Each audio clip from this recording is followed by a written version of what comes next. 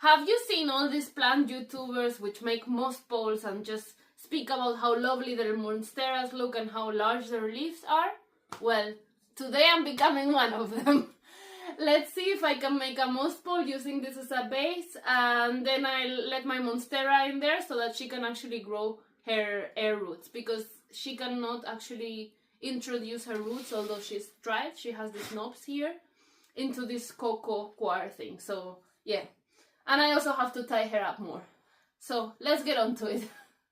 Okay, so first thing I'm doing is just I'm untangling my monstera from here so that I can actually use this pole as the base of my moss pole. So plan is to use this as the base.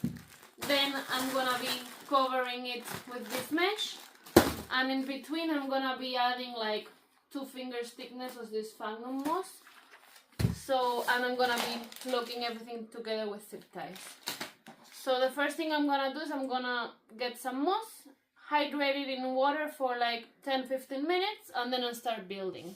I'm now just weighing 60 grams of dry moss onto my scale, and then just gonna let it hydrate for a while, and meanwhile I'll start prepping the rest. Okay, so whilst I wait for my moss here to hydrate, I'm just gonna be preparing here a new pot for my monstera, because this one was slightly too small for this pole to stack properly, and now since I'm gonna be putting even more weight on it, I'm scared it's not gonna be stable enough. I mean, it wasn't already. And also this monstera has been in this pot like 1 year now, so I think she could also do well with an upgrade.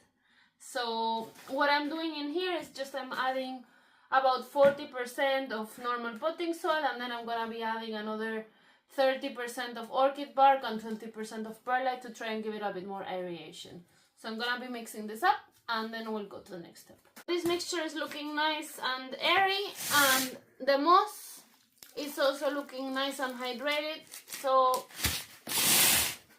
we're gonna start with the building. So I'm just gonna be spreading like the moss here, like making a thickness more or less of 2 fingers, and just gonna make a layer in here, more or less.